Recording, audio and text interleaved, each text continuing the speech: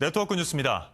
MBN은 매주 금요일 광역자치단체장들을 만나 민선 6기, 임기 3년을 평가하고 현안을 짚어보는 릴레이 인터뷰를 진행하고 있습니다. 오늘은 박원순 서울시장을 만나 자세한 이야기 들어보겠습니다.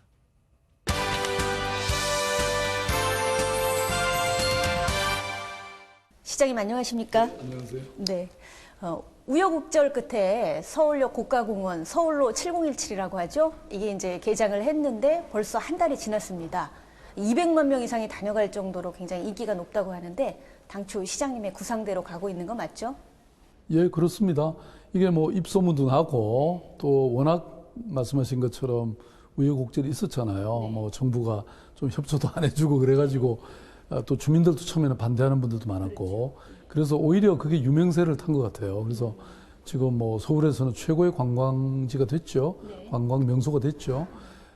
그런데 물론 이제 그게 뭐 조금씩 뭐 너무 요새 무더우니까 그늘막을 좀 만들면 좋겠다든지 이런 문제는 있지만 그럼에도 불구하고 제가 그동안 쭉 주창해왔던 보행도시 서울의 아주 중요한 한 상징적 공간이 개장이 됐다 이렇게 말씀드릴 수 있고요. 이게 뭐 단순히 그 자동차가 다니던 도로를 사람만 걸어 다닐 수 있는 보행도로를 바뀌었다는 의미를 넘어서서 요새 한참 뜨고 있는 재생이라고 하는 관점에서도 지금 뭐 본래 이 서울 서부역 일대는 참 노후화됐잖아요. 그러니까 도시의 발전이 연결이 안 됐거든요. 근데 이게 연결을 해주니까 지금 뭐 서부 일대에 거기 공덕동, 중림동, 청파동 일대가 뭐 야단입니다. 서울시장에 몸담으신 지 벌써 6년째시잖아요. 가장 큰 성과를 뭐라고 생각하세요? 저는 뭐 이 서울로와 같은 이런 프로젝트들이 결국은 제가 꿈꾸는 그런 도시의 미래이고 서울의 미래라고 생각하거든요. 그래서 그동안 제가 추진해왔던 재생, 도시 재생이라고 하는 것, 또 보행도시 뭐 이런 것들이 제가 그동안 사람 특별시 서울을 만들겠다고 하는 그런 것에 가장 부합하는 정책이라고 생각이 되고요. 아무튼 이제 이게 앞으로 이제 그 세운상가의 데크길도 연결되고 또 종로 5가에 지금 이 중앙차로 이제 도입하면서 보행성을 특별히 강화하거든요. 이런 것들이 다 모여지면 저는 서울이 다시 태어나는 그런 계기가 되지 않을까 싶습니다. 시민 3,000명이 직접 참석하는 토론회를 개최하셔서 거기서 나온 내용들을 미세먼지 대책으로 내놓으셨거든요. 그 중에 하나가 이제 미세먼지가 심한 날이면 대중교통 요금을 무료로 해주겠다, 뭐 이런 내용도 있었고요. 이게 파격적이기도 하지만 하루 그 들어가는 비용이 한 수십억 원에 이르다 보니까 좀 포퓰리즘 아니냐, 뭐 이런 지적도 있었어요. 근데 이제 저희들이 보니까 그 아주 미세먼지가 극심한 날이 있습니다. 한 7일 정도 되던데, 1년에.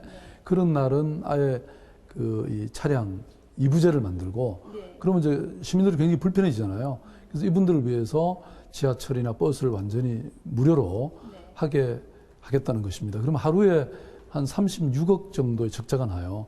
그럼 1년 다 치면 7번이니까 한 250억 들어가거든요. 저는 시민의 안전이 이런 어떤 그 경비보다는 훨씬 더 중요한 것이다. 그래서 결단할 생각이고요. 그리고 이제 이것뿐만 아니라 저희들이 다양한 이 미세먼지 대책을 마련했습니다. 특히 50% 이상이 뭐 중국이나 이 대륙으로부터 불어오는 이런 먼지이기 때문에 어떤 이 먼지 외교, 대기질 외교가 또 굉장히 저희들은 중요하다고 판단하고 있습니다. 그 아파트를 재건축할 때 서울 시내에서는 35층 이상은 안 된다 이런 층고 제한이 있거든요. 근데 이에 대해서 이제 강남구의 반발이 심한데. 근데 반대가 그렇게 심하지 않습니다. 왜냐하면 사실 강남구에 있는 여러 재건축 단지 중에 금년에만 11군데가 통과가 됐습니다. 그러니까 대부분의 재개발 지역의 조합이나 주민들은요, 그 35층의 제한을 얼마든지 받아들여서도 쾌적하고 아름다운 그런 어떤 주거 공동체를 만들 수 있다고 그분들은 판단한 거고요. 다만 이제 한두 군데에서 그렇게 35층 이상을 좀 지어야 되겠다고 얘기하는데 저희들이 전 상업지역이라든지 준주거지구 같은 이런 특별한 지역에는 또 35층 이상도 지을 수 있게 뭐 다양성을 충분히 보장하고 있습니다. 그래서 이제 서울의 이 어떤 여러 이 주택이나 건축의 문제는 서울의 미래를 결정하는 일이고, 그래서 법정 최상위 제도로 갈 수 있는 2030 플랜이라는 게 있는데요. 그걸 만드는 그것도 서울 시민들이 정말 뭐 몇 년에 걸쳐서 저는 그게 한마디도 보탠 게 없습니다. 시민들이 스스로 결정한 계획이기 때문에 그것도 함부로 허물기도 지금 어려운 상황이죠. 내년 6월 임기를 마치시면 3선에 도전하실 계획이신지 아니면 뭐 당으로 돌아간다든가 하는 다른 정치적인 길을 모색하실지 이 점이 궁금합니다. 아직 1년이 남았는데 뭐 벌써 그런 걸 말씀하십니까? 저는 아까도 말씀드렸던 제 꿈이 또 시민의 꿈이고 그 시민의 꿈을 제대로 실현하는 것이 참 중요하다고 생각하는데 아직 1년이면 많은 시간이죠. 그래서 지금 계획했던 것 차질 없이 수행하고 또 새로운 서울의 미래를 위해서 여러 가지 구상을 계속해 나갈 생각입니다. 뭐 아무튼 제가 또 혼자 결정할 문제도 아니고 이것은 결국 시민들의 생각이 더 중요하니까 시민들의 말씀을 들어가면서 결정하겠습니다. 그럼 아직 대권 도전의 꿈은 아직 살아있는 거죠? 뭐 저는 이게 다 어떤 중요한 공직은 저는 시대의 어떤 소명과 하늘의 뜻이 있어야 된다고 생각합니다. 그래서 뭐 지난번은 제가 잠깐 그런 생각을 가졌지만 그때는 제 시기가 아니다 이렇게 판단을 해서 접었고 앞으로 제가 서울시장 일을 열심히 제대로 하면서 여러 가지 또 국민의 뜻을 제가 듣고 결정하겠습니다. 네. 아유, 말씀 감사합니다. 좋은 성과 기대하겠습니다. 고맙습니다. 제가 꿈꾸는 그런 도시의 미래이고 서울의 미래라고 생각하거든요. 그래서 그동안 제가 추진해왔던 재생, 도시 재생이라고 하는 것, 또 보행도시, 뭐 이런 것들이 제가 그동안 사람 특별시 서울을 만들겠다고 하는 그런 것에 가장 부합하는 정책이라고 생각이 되고요.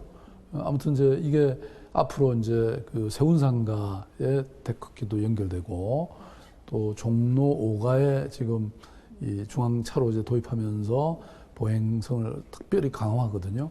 이런 것들이 다 모여지면 저는 서울이 다시 태어나는 그런 계기가 되지 않을까 싶습니다.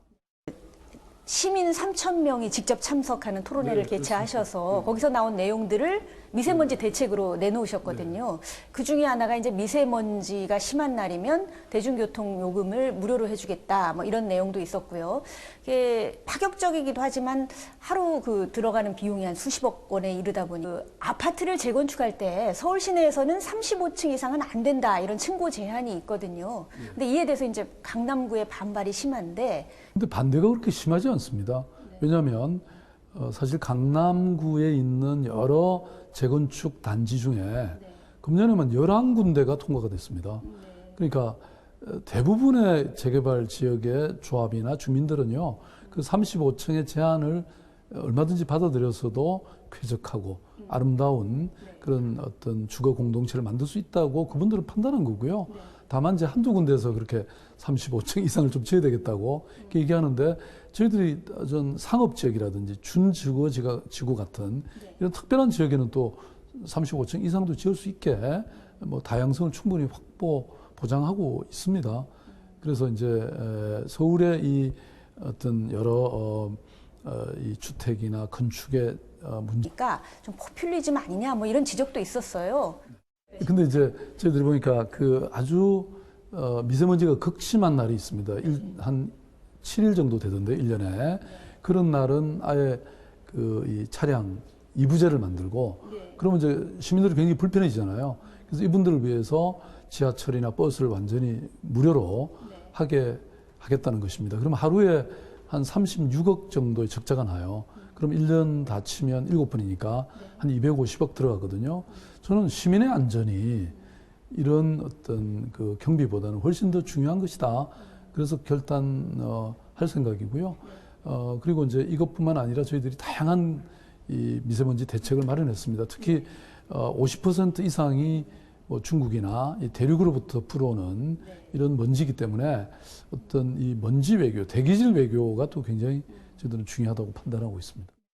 물론 이제 그게 뭐 조금씩 뭐 너무 요새 무더우니까 그늘막을 좀 만들면 좋겠다든지 이런 문제는 있지만 그럼에도 불구하고 제가 그동안 쭉 주창해왔던 보행도시 서울의 아주 중요한 한 상징적 공간이 개장이 됐다 이렇게 말씀드릴 수 있고요.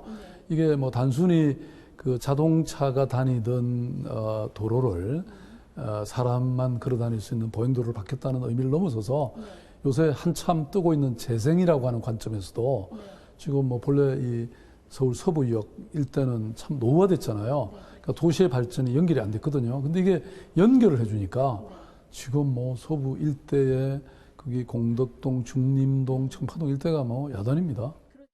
서울시장에 몸담으신 지 벌써 6년째시잖아요. 가장 큰 성과를 뭐라고 생각하세요? 저는 뭐 이 서울로와 같은 이런 프로젝트들이 결국은 네트워크 뉴스입니다. MBN은 매주 금요일 광역자치단체장들을 만나 민선 6기 임기 3년을 평가하고 현안을 짚어보는 릴레이 인터뷰를 진행하고 있습니다. 오늘은 박원순 서울시장을 만나 자세한 이야기 들어보겠습니다.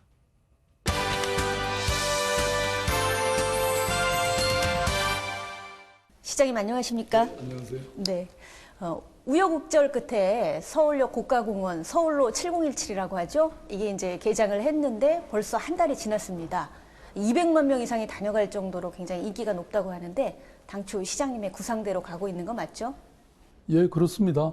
이게 뭐 입소문도 나고 또 워낙 말씀하신 것처럼 우여곡절이 있었잖아요. 뭐 정부가 좀 협조도 안 해주고 그래가지고 또 주민들도 처음에는 반대하는 분들도 많았고 그래서 오히려 그게 유명세를 탄 것 같아요. 그래서 지금 뭐 서울에서는 최고의 관광지가 됐죠. 관광 명소가 됐죠. 그런데